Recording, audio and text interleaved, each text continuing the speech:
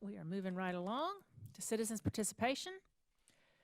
Lexington County School District One's Board of Trustees solicits the advice and counsel of its citizens. To encourage this participation, the board provides a citizens' participation period during board meetings. In order to speak, you must be the parent or legal guardian of a student currently attending a Lexington District 1 school, a taxpayer residing in the Lexington District 1 attendance area, an employee of the district, or a student currently attending a Lexington District 1 school. You may comment on agenda items, school operations, policies, programs, or other matters. You may not speak about specific individuals, whether students or staff. We want to remind you that this meeting is being live streamed and that the recording of this meeting will be part of the public record in perpetuity. We want to give everyone who came tonight an opportunity to speak, and in order to do that, I, the board chair, will call on each speaker by name and ask you to approach the lectern at the back of the room. The board will not reply to your remarks nor take any action during the board meeting in response to your comments or questions. You may address the board for up to 3 minutes. Please do not clap or make any comments, either while an individual speaks or after he or she finishes. As you came in tonight, you received a card to fill out if you indicated you wanted to speak. That card asks for your name, address, and other information. However, I will read out only your name, the town you reside in, and the name of the schools your children attend when it is your turn to speak. If you are unable to attend the meeting, or you're uncomfortable addressing the board during the meeting in person, you may reach out to the board by email, telephone, or mail, and our contact information is available on the Lexington One website. We welcome all messages. All right. First, we have Ms. Madison Rogers. She wants to speak about the reopening plans, and she has students that attend New Providence Elementary.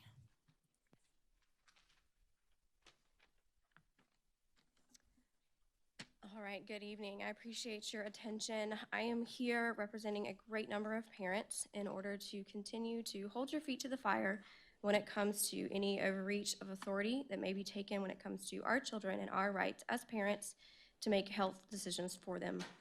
South Carolina schools cannot require masks for any student or staff due to a proviso passed within the state's budget. The proviso states that masks cannot be required on school property or else the school can lose funding. South Carolina schools cannot require masks on buses either, nor can South Carolina districts require testing or vaccination.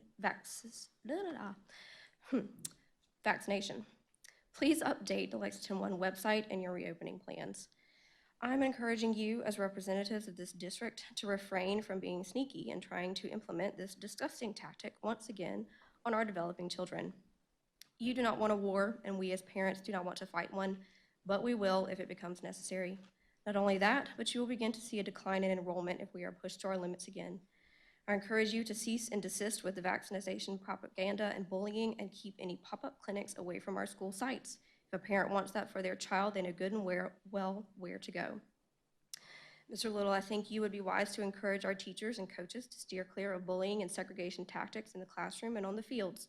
We have heard of an instance of bullying from a Dutch Fort coach just recently, and please note that will not be tolerated in this district.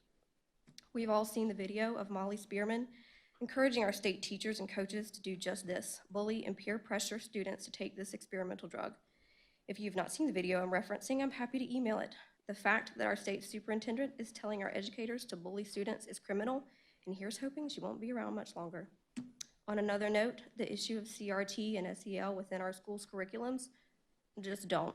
This is another new battle that parents, teachers, legislators, governors, you name it, are beginning to and willing to fight. Go ahead and save yourself the trouble and do what you can to keep this out of Lexington One. Or else that whole stronger together slogan will have to be changed, as instead you'll be allowing segregation and racism into our classrooms. Thank you. Thank you, Ms. Rogers. Next, we have Shirley Hilton. She wants to speak on the school curriculum, and I believe she is a community member.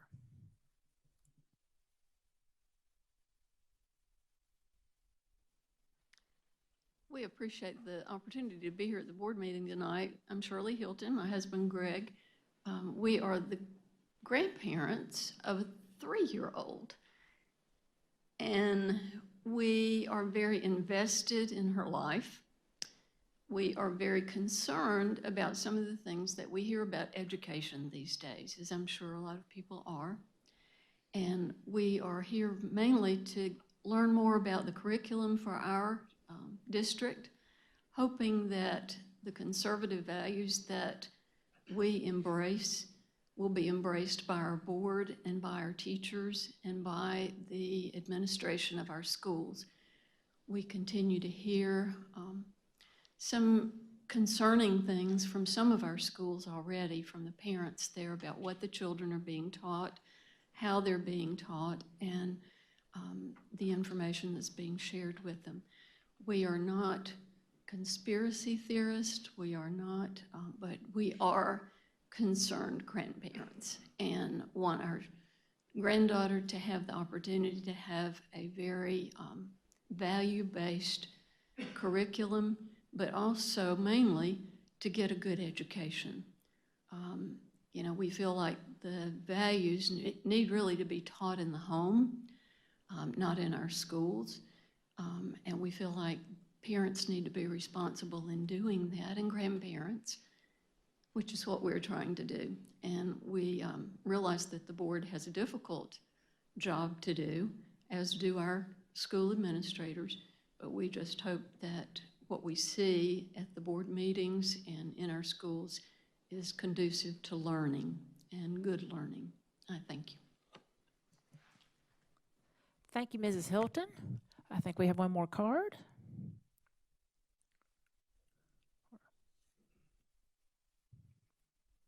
Thank you. Next, we have Ms. Debbie Hine. She wants to speak about no vaccine clinics, and she has a student that attends Lexington High School. Hi, good evening. I'm surprised there aren't more people coming to speak with all these seats in here, but it's good to see a lot of seats. It's nice to see new chief members here, new spots. Welcome to your new jobs. I definitely am seconding that. I don't want any vaccine clinics in our campuses and our schools. It's experimental use only. It has no business being coerced and pushed and shoved in our kids' faces and down their throats. None at all. You can't treat them different if they get a shot or not. You just can't do it. It's not FDA approved. Okay, it's only for emergency use authorization. It's illegal to coerce and bribe kids into getting it, because it's illegal to do that for anybody. While I'm here on this topic, I just would like to mention how difficult it is to get your hands on curriculum here in this district. It's unbelievably difficult. I still don't have my hands on some curriculum, and I first asked for it on May 17th.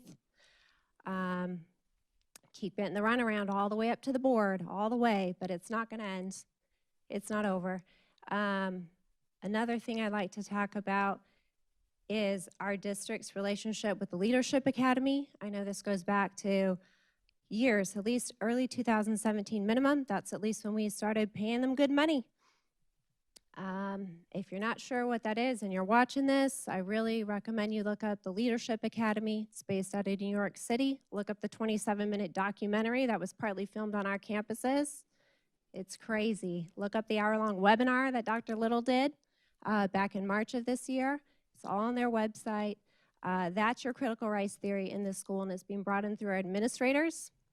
It's through our Principals Training Academy. It's through our All Means All Committee. It's here. If you don't think it's here in Lexington One, it's here. Our superintendent is hiding it. He uses much more palatable language here for this district. But when you watch him agree to everything that other superintendent says in that hour-long webinar, wow, it's here. It's here. And that's all I have to say tonight. Thank you. Thank you, Ms. Hine.